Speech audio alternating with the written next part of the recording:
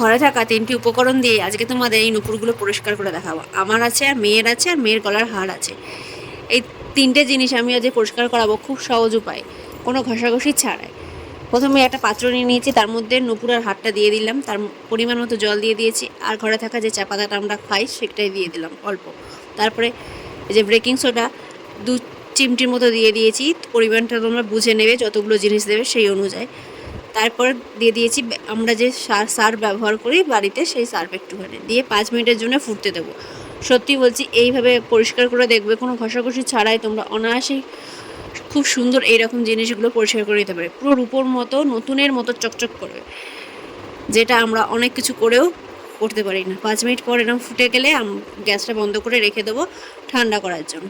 ঠান্ডা হয়ে গেলে আমি দেখো, এই দেখো কাঁটা চামচ দিয়ে একবার সরিয়ে দেখাচ্ছি জলটা কতটা কালো হয়ে গেছে, আর নুপুরটা তুলে দেখাচ্ছি, দেখো কত চকচকে করছে, পুরো নতুনের মতো না। দেখো এবার তোমরা নর্মাল জল দিয়ে ধুয়ে নিতে পারো, বা একটুখানি ব্রাশ দিয়ে ঘষেও নিতে পারো, আর কোনো করার কিছু দরকারই নেই। তো আমি এটা ভালো করে হাত দিয়ে তুলে নিয়ে দেখিয়ে দিচ্ছি তোমাদের কতটা চকচক করছে। তারপর আমি নর্মাল একটা ব্রাশ দিয়ে একটু ঘষে নেবো, ব্যাস। তোমরা চাইলেও ঘষতে পারো, না চাইলে ঘষো না, এমনিতেই অনেক চকচক করছে। ভিডিওটা ভালো লেগে থাকলে অবশ্যই শেয়ার করে দিও, পরবর্তীকালে তোমাদের অনেক সুবিধা হবে। যদি কোনো উপকার পেয়ে থাকো অবশ্যই কমেন্ট করে জানিও। সবাই ভালো থেকো, সুস্থ থেকো, আর এরকম ছোট ছোট ভিডিও দেখার জন্য আমার পেজটাকে ফলো করে রেখো। আমার